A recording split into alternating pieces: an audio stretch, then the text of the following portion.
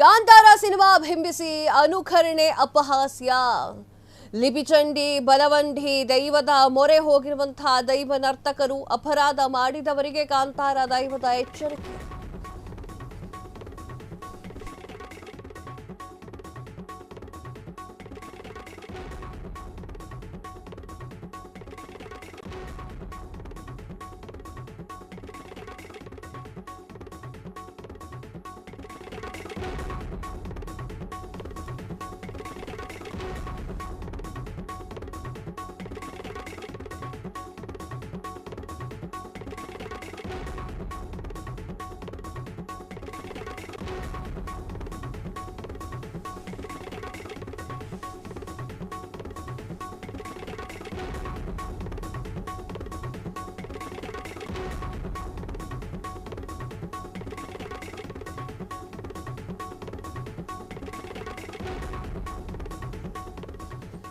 Cinema ಬಿಂಬಿಸಿ ಅನುಕರಣೆ ಅಪಹಾಸ್ಯ.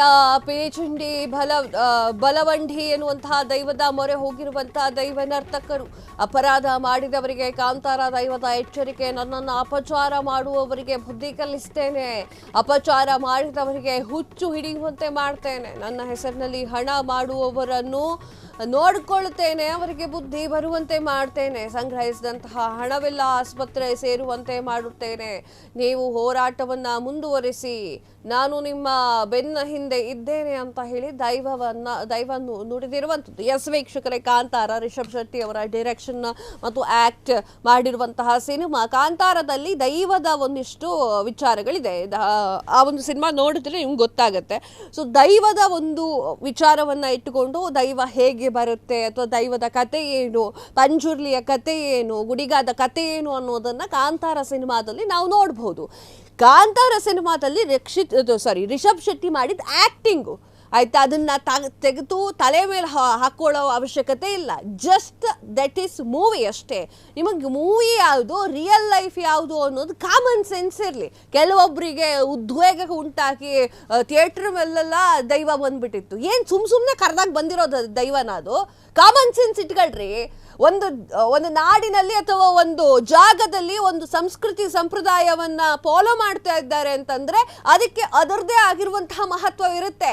ಬೆಳಗ್ಗೆ ಚಿಕನ್ ಬಿರಿಯಾನಿ ತಿನ್ಕೊಂಡು ಮಧ್ಯಾಹ್ನ ಕಾಂತಾರ ಸಿನಿಮಾ ನೋಡ್ಕೊಂಡು ದೈವ ಬಂತು ಅಂತಂದ್ರೆ ಅಪಚಾರ ಮಾಡೋದು ಯಾಕೆ ಅಂತ ನಾನು ಕೇಳ್ತಾ ಇರೋದು. ನೀವು ಸಿನಿಮಾವನ್ನು ನೋಡಿ ಚೆನ್ನಾಗಿತ್ತು, ಚಪ್ಪಾಳೆ ತಟ್ಟಿ, ಇಲ್ಲ ರಿಷಬ್ ಶೆಟ್ಟಿ ಅವ್ರಿಗೆ ಬರ್ದಾಕಿ ಚೆನ್ನಾಗಿಲ್ಲ ಮೂವಿ ಅಂತ ಹೇಳಿ, ಅದು ಬಿಟ್ಬಿಟ್ಟು ನಿಮ್ಮ ಮೈ ಮೇಲೆ ದೇವರು ಬಂದಿರೋ ತರ ಯಾಕೆ ಬೇಕು? ನಿಮ್ಮ ಅಭಿನಯ ಸೂಪರ್, ನಾನು ಚಪ್ಪಾಳೆ ಹೊಡಿತೀನಿ ಇಲ್ಲಿ ಕುತ್ಕೊಂಡು. ಆದರೆ ಕೆಲವೊಂದು ಸ್ಥಳಗಳಲ್ಲಿ ದೈವ ಅನ್ನೋದನ್ನು ನಂಬುತ್ತಾರೆ. ಕೆಲವೊಬ್ರು ನಂಬದೆ ಹೋದ್ರು, ಇನ್ನು ಕೆಲವೊಬ್ರು ನಂಬ್ತಾರೆ. ಬಟ್ ಅವರಿಗೆ ಅಪಚಾರ ಮಾಡುವುದು ತಪ್ಪು. ಇನ್ನು ಸೋಷಿಯಲ್ ಮೀಡಿಯಾದಲ್ಲಿ ನೋಡಬೇಕು, ಎಲ್ಲರೂ ಅಂತ ಕೂಗೋದು. ಏನಕ್ಕೆ ಬೇಕಿದು? ಯಾವ ಕಾರಣಕ್ಕೆ ಅವರು ಸಿನಿಮಾ ಮಾಡಿದ್ದಾರೆ, ಸಿನಿಮಾ ಮಾಡಬೇಕಾದ್ರೆ ಅವ್ರು ಯಾವ ಥರ ಪ್ರಿಕಾಷನ್ ತಗೊಂಡಿದ್ದಾರೆ, ಎಷ್ಟು ದಿನ ಊಟ ತಿಂಡಿಯನ್ನು ಬಿಟ್ಟಿದ್ದಾರೆ ಅಂತ ಅವ್ರಿಗೆ ಗೊತ್ತಿರುತ್ತೆ. ಅವ್ರು ಕಟ್ಟುಪಾಡುಗಳನ್ನು ಮಾಡಿರ್ತಾರ್ರಿ. ನೀವು ನಿಮ್ಮ ಥರ ಬೆಳಗ್ಗೆ ಚಿಕನ್ ಬಿರಿಯಾನಿ ತಿನ್ಕೊಂಡು ಬಂದ್ಕೊಂಡು ಮಟನ್ ಬಿರಿಯಾನಿ ತಿನ್ಕೊಂಡು ಅನ್ನಲ್ಲ. ಇಲ್ಲಿ ಒಂದೊಂದು ಕ್ಷೇತ್ರಕ್ಕೆ ಅವರದೇ ಆಗಿರುವಂತಹ ದೈವ ಅಂತ ಇರುತ್ತೆ, ದೇವರು ಅಂತ ಇರುತ್ತೆ. ಆ ದೇವರನ್ನ ಗೌರವ ಕೊಡಬೇಕು ನೀವು. ಥಿಯೇಟ್ರಲ್ಲೆಲ್ಲ ದೈವ ಬಂದಿದೆ, ಗುಳಿಗ ಬಂದಿದೆ, ಪಂಜುರ್ಲಿ ಬಂದಿದೆ ಅಂದ್ರೆ ನಂಬ್ಲಿಕ್ಕೆ ಆಗ್ತದ್ಯಾ ಅದು? ಕಾಂತಾರ ಸಿನಿಮಾವನ್ನ ಬಿಂಬಿಸಿ ಅನುಕರಣೆ ಮಾಡಿ ಅಪಹಾಸ್ಯ ಮಾಡಿದವರು ಕೂಡ ಜಾಸ್ತಿ ಆಗಿದ್ದಾರೆ. ಅವನು ಕಾರಣಕ್ಕಾಗಿ ದೈವ ನರ್ತಕರು ಅನ್ನೋರು ಬೇರೆ ಇರ್ತಾರೆ. ಅದನ್ನ ತಲೆಲಿಟ್ಕೊಳ್ಳಿ. ಯಾರ್ಯಾರು ನರ್ತನ ಮಾಡೋಕ್ ಆಗೋದಿಲ್ಲ. ಪಿಲಿಚಂಡಿ ಮತ್ತು ಬಲವಂಡಿ ದೈವದ ನರ್ತಕರು ಹೋಗಿ ಮೊರೆ ಹೋಗಿದ್ದಾರೆ. ನಿಮ್ಗೆ ಒಂದು ಹೇಳ್ಬಿಡ್ತೀನಿ ಕೇಳಿ, ದೈವ ನರ್ತಕರು ಅಂತ ಬೇರೆ ಇರ್ತಾರೆ. ಅವ್ರಿಗೆ ಮಾತ್ರ ಒಂದು ಪಂಜುರ್ಲಿ ಅಥವಾ ಗುಡಿಗಾ ದೇವರನ್ನ ಕರೆಸಿಕೊಳ್ಳಿಕ್ಕೆ ಸಾಧ್ಯ. ನೀವು ಸುಮ್ಮನೆ ಥಿಯೇಟ್ರಲ್ಲೆಲ್ಲ ಬರುತ್ತೆ ಅಂತಂದ್ರೆ ಏನದ ಅರ್ಥ? ಸಿನಿಮಾವಾಗಿ ನೋಡಿದ್ರೆ ಥಿಯೇಟ್ರಲ್ಲೆಲ್ಲ ಎಲ್ಲೂ ಬರೋದಿಲ್ಲ ದೇವರು. ಒಂದು ಕಾಮ್ ಮೈಂಡೆಡ್ ಅಲ್ಲಿ ನೋಡಿ. ಅಪರಾಧ ಮಾಡಿದವರಿಗೆ ಕಾಂತಾರದ ದೈವದ ಎಚ್ಚರಿಕೆ ಕೂಡ ಬಂದಿದೆ. ನನ್ನನ್ನು ಅಪಚಾರ ಮಾಡುವವರಿಗೆ ಬುದ್ಧಿಯನ್ನ ಕಲಿಸ್ತೇನೆ, ಅಪಚಾರ ಮಾಡಿದವರಿಗೆ ಹುಚ್ಚು ಹಿಡಿಯುವಂತೆ ಮಾಡ್ತೇನೆ, ನನ್ನ ಹೆಸರಿನಲ್ಲಿ ಹಣ ಮಾಡುವುದನ್ನ ನೋಡ್ಕೊಂಡು ನಾನು ಸುಮ್ಮನೆ ಇರೋದಿಲ್ಲ, ಅವರಿಗೆ ಬುದ್ಧಿಯನ್ನ ಕಲಿಸ್ತೇನೆ, ಸಂಗ್ರಹಿಸಿದಂತಹ ಹಣವೆಲ್ಲ ಆಸ್ಪತ್ರೆಗೆ ಸೇರುವಂತೆ ಮಾಡ್ತೇನೆ, ನೀವು ಹೋರಾಟವನ್ನ ಮುಂದುವರಿಸಿ, ನಾನು ನಿಮ್ಮ ಬೆನ್ನ ಹಿಂದೆ ಇರ್ತೇನೆ ಅಂತ ಹೇಳಿ ದೈವ ನುಡಿದಿರುವಂತಹ ನುಡಿ. ಅದೇನೇ ನುಡಿಲಿ, ಅದು ಸೆಕೆಂಡರಿ. ಅದು ಸ್ವಲ್ಪ ಕಾಮನ್ ಸೆನ್ಸ್ ಇಟ್ಕೊಂಡು ಥಿಯೇಟ್ರಿಗೆ ಮಾಲ್ಗಳಿಗೆ ಹೋಗಿ, ಅಲ್ಲಿ ಥಿಯೇಟ್ರಲ್ಲಿ ಇಲ್ಲಿ ಹೋ ಅಂದ ಕೂಡಲೇ ಇವ್ರ ಮೈ ಮೇಲೆ ಹೋ ಅಂತ ಬರುತ್ತೆ. ಅದು ಏನದು? ನಾನು ಮತ್ತೆ ಅದನ್ನು ರಿಪೀಟ್ ಮಾಡಲ್ಲ. ದೈವ ನರ್ತಕರಂತ ಬೇರೆ ಇರ್ತಾರೆ, ನಿಮ್ಮ ಮೈ ಮೇಲೆಲ್ಲ ಬರ್ಲಿಕ್ಕೆ ಸಾಧ್ಯ ಇಲ್ಲ. ಅದು